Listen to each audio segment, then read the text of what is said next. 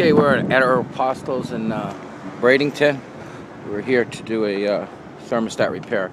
We had taken out the filters, going to do a maintenance on this unit. This has been a problem unit with the belt getting loose, and this is how I found it. It fell off. So the belt was eaten up. It's getting eaten up every couple weeks. So I'm looking at what the situation is here. And I know we had a lot of these questions before in the past, that when we were selecting a pulley for replacement, these pulleys are specific to the unit. These two have been replaced. Okay, and we're going to have two different size belts, or maybe three, but the most common would be the A belt, which is this belt, the smaller of the two. It's a 1/2-inch belt, and we're looking at the pulley that's been replaced. This is a Browning. Okay, we're back at this Aeropostale. I pulled off that pulley. This is the difference between a B pulley and the A pulley. And we can see a B belt pulley is a lot wider, and that belt was riding all the way down to the bottom of it.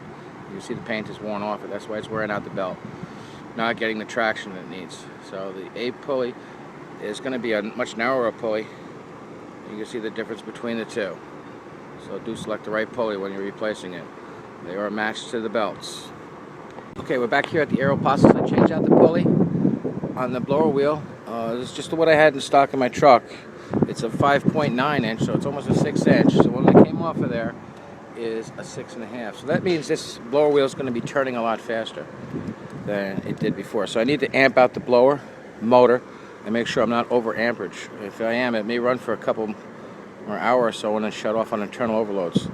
So the sheave is adjustable, and let's keep in mind that the smaller this gets, the slower this will turn. The smaller the pulley that's on the blower wheel gets, the faster it'll turn. So there is a ratio between those two pulleys, and we want to be in the parameters of the amperage of the motor. So we don't want to overamp the motor, and we don't want to run it too slow that we ice up. So there's a certain speed, RPM, of that wheel that needs to turn, and we need to be within the limits of the motor. Okay, our amperage is staying around a little under 14. Our motor is rated for 15.5. So at this RPM, we'll be good to go. We won't be coming back.